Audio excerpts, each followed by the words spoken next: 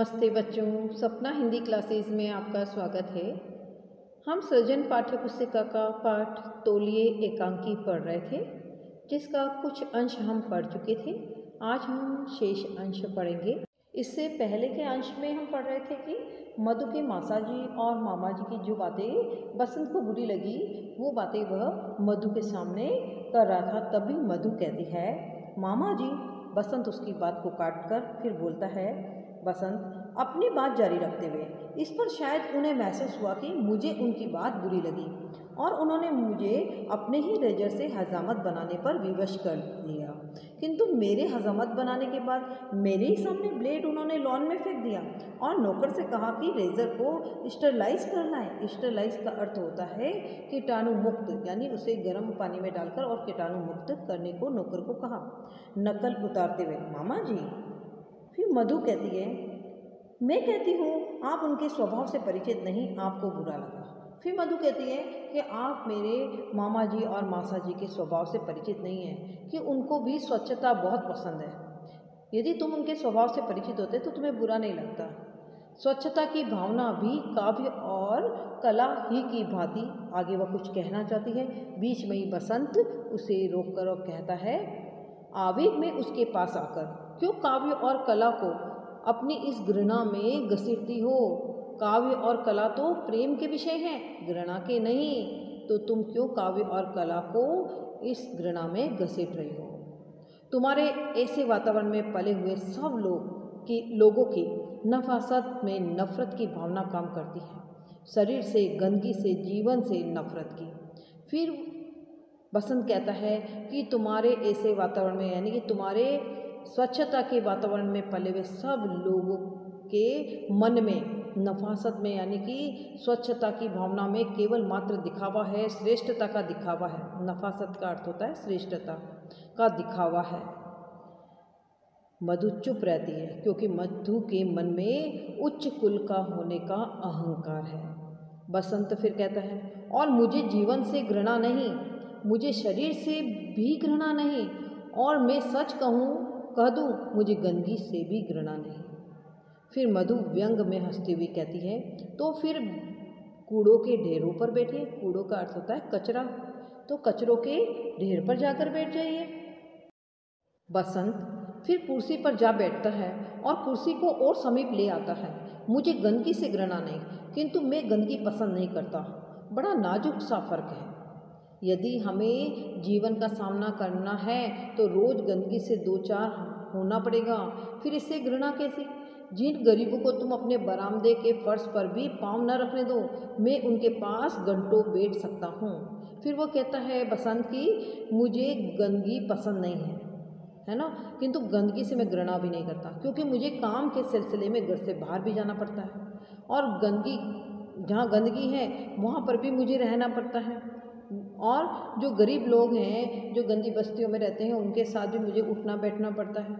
तो जीवन में व्यक्ति को स्वाभाविक जीवन जीना चाहिए, ये सफाई का दिखावा नहीं करना चाहिए, क्योंकि ये स्वाभाविक है कि व्यक्ति जब काम के सिलसिले में बाहर निकलता है तो उसे गंदगी का सामना भी करना पड़ता है।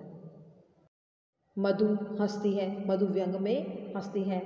बसंत, और मैंने ऐसे गंदे इलाकों में जीवन के निरंतर कई वर्ष बिताए हैं, जहाँ तुम्हारी स्वच्छता की सनक तुम्हें गुजरने तक न दे, समझी?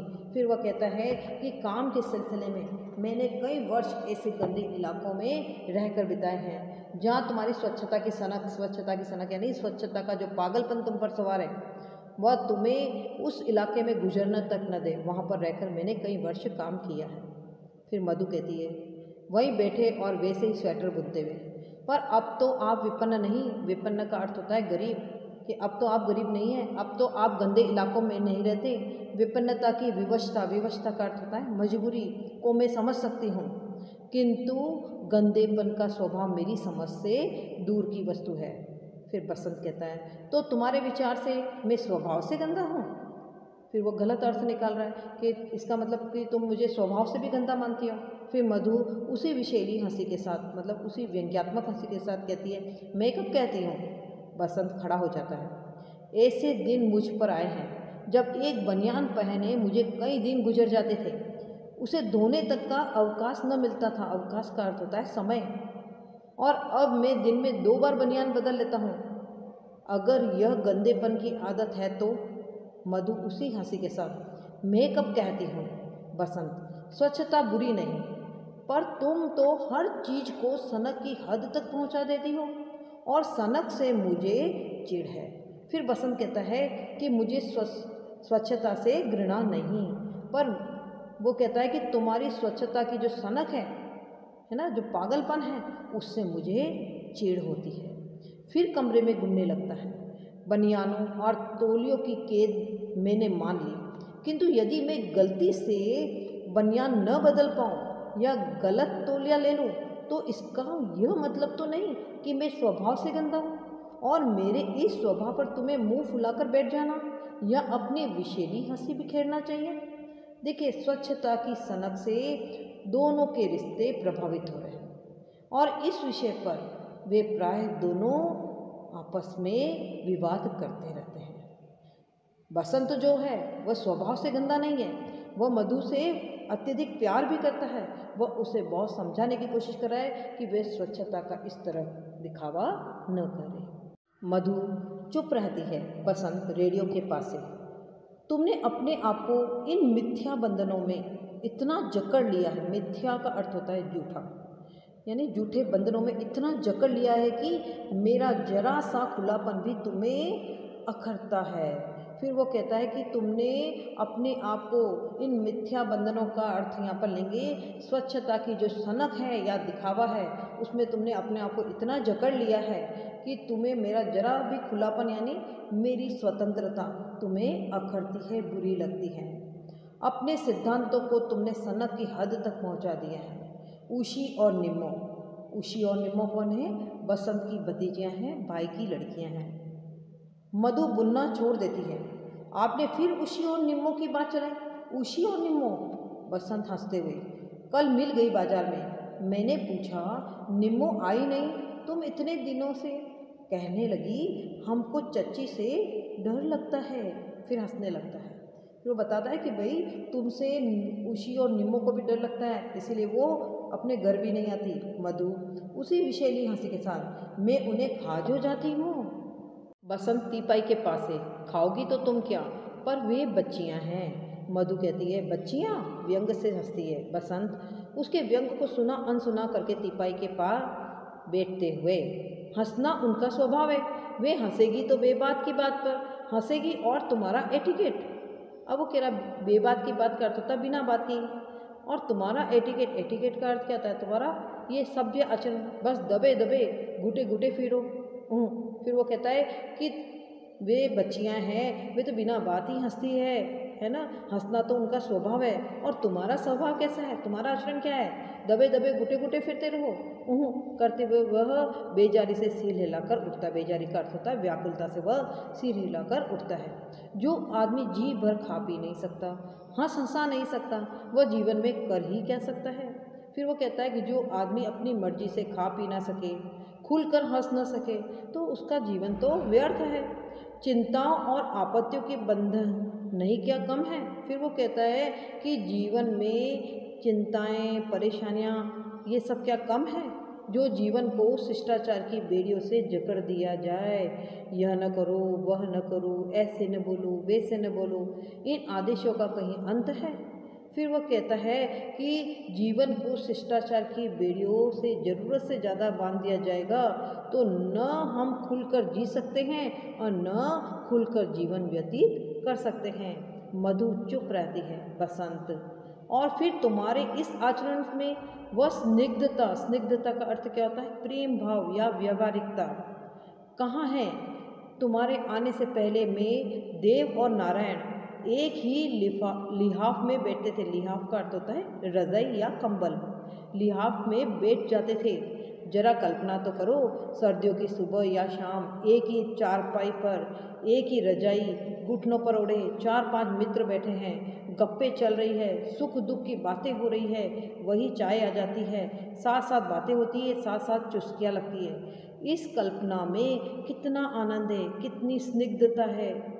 स्निग्धता का अर्थ मैंने बताया था प्रेम भाव। अब मित्र आते हैं, अलग अलग कुर्सियों पर बैठ जाते हैं, एक दूसरे पर बोझ मालूम होता है।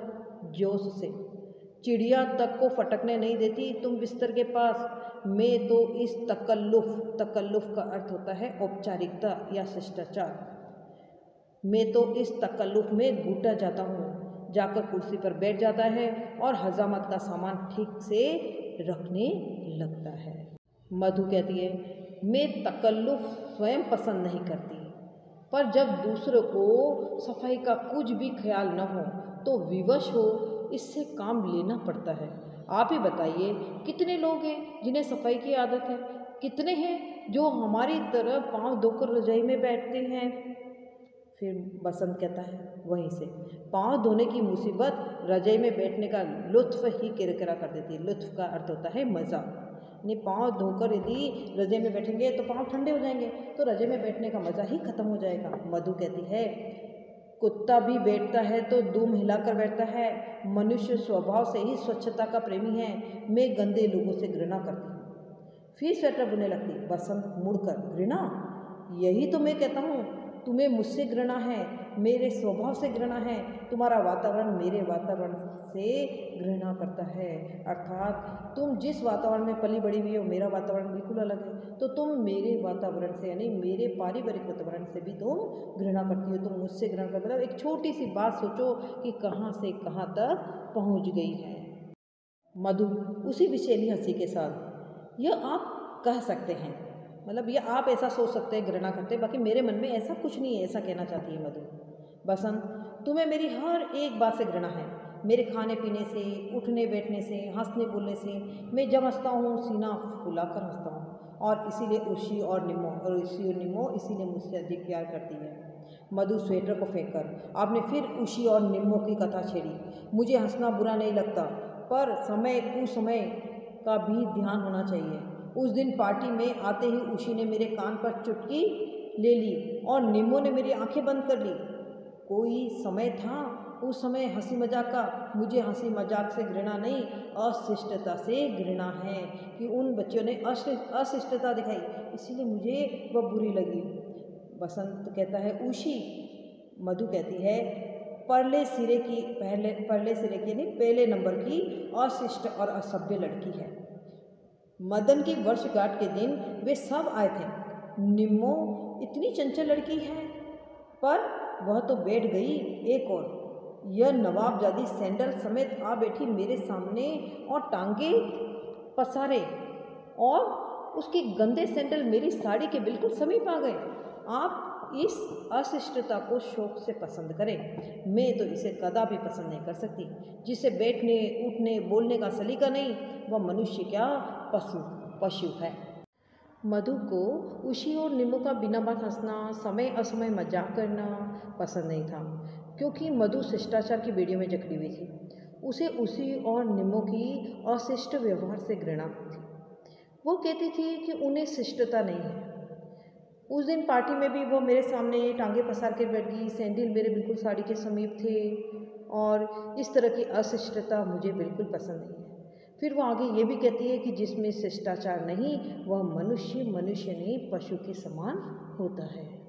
बसंत गरज कर, पशु? तो तुम मुझे पशु समझती हो? तुम मनुष्य की प्राकृतिक भावनाओं को बांध कर रखना चाहती हो कठिन सिद्धांतों की बेड़ियों में। फिर वो कहता है कि तुम मनुष्य की प्राकृतिक भावनाओं का अर्थ होता है स्वाभाविक भावनाओं को, सहज भावनाओं को बांध कर रखना चाहती हो। कठिन सिद्धांतों का अर्थ होता है कठोर नियमों में, अर्थात तुम्हारे द्वारा बने हुए कठोर नियमों में तुम व्यक्ति की सहज भावनाओं को बांध कर रखना चाहती हो, ताकि उसकी रूह ही मर जाए। रूह का मतलब होता है आत्मा या अस्तित्व, ताकि उसका अस्तित्व ही समाप्त हो जाए। मुझे यह सब पसंद नहीं, और इसलिए तुम मुझसे घृणा करती हो। तुम्हारी इस विषाक्त हंसी में मैं जानता हूँ कितनी घृणा छिपी हुई है, और मुझे डर है कि किसी दिन मैं सचमुच पशु न बन जाऊँ। अभी मेरा जी चाहता कि इस जलील से तौलिए को उठाकर बाहर फेंक दूँ, और मेरा जी चाह करता है कि मैं तुम्हारी इस हंसी का गला घोट दूँ। घृणा, तुम्हारी मेरी हर बात से घृणा करती हो, मुझे पशु समझती हो।